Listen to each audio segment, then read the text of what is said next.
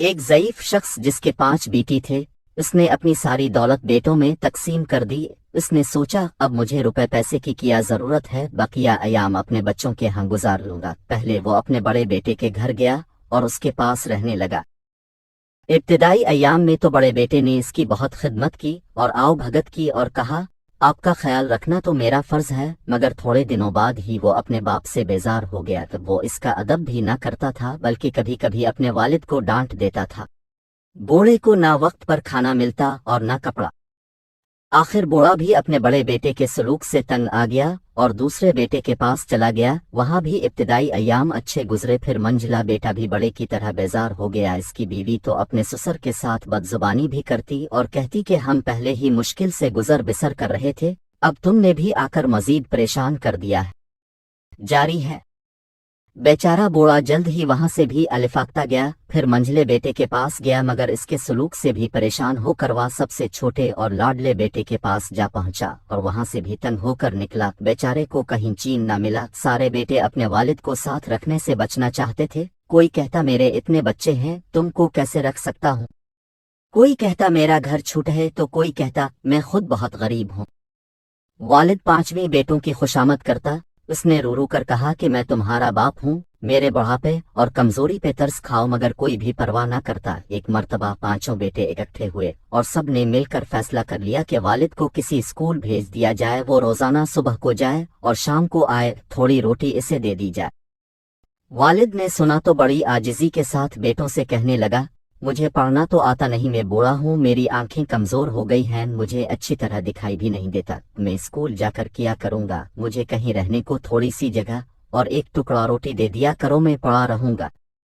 मगर जालिम बेटों ने वालिद की एक न सुनी और गांव से दूर एक स्कूल में जबरदस्ती भेज दिया। वालिद रोता हुआ चला जा रहा था कि रास्ते में एक ज़ईफ अमीर आदमी का घोड़ा वहां से गुजरा। तो उसने घोड़े से उतर कर पूछा कि कहाँ जा रहे हो। स्कूल जा रहा हूँ, ज़ईफ अलउमर और मजलूम वालिद ने जवाब दिया, मियाँ असीन उम्र में स्कूल जाओगे, ये तो तुम्हारे घर में आराम से बैठने के दिन हैं। मजलूम वालिद ने अपनी पूरी कहानी सुनाई तो अमीर आदमी ने कहा, बड़े मियाँ स्कूल जाने का ख्याल तो बेकार है, मगर तुम गम न खाओ, मैं तुम्हारी मदद करूंगा। ये कहकर इसने अपनी जेब से एक थैली निकाली और इसमें कोई चीज भर दी। फिर थैली को एक लकड़ी के संदूक में रखकर संदूक को अच्छी तरह बंद कर दिया।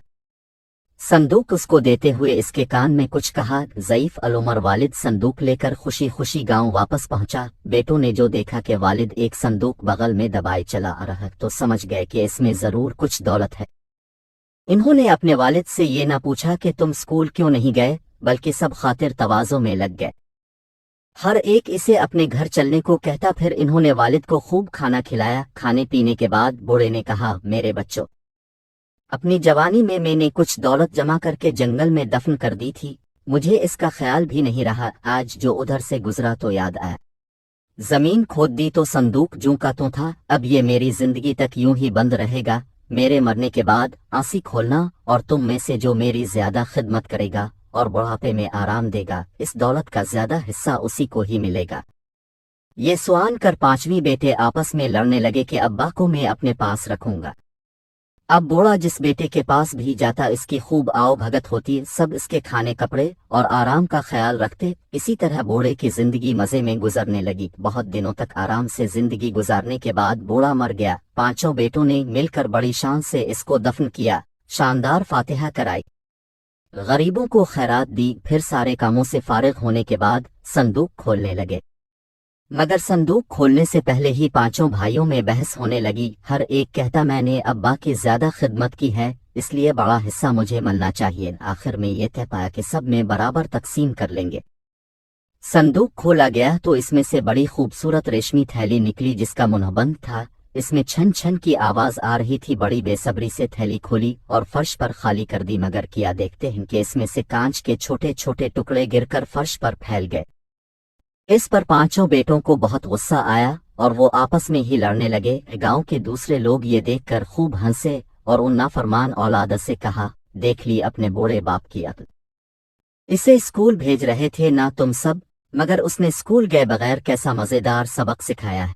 और सब्सक्राइब का बटन है ना, उसको हिट करो, जल्दी से करो। Subscribe subscribe subscribe.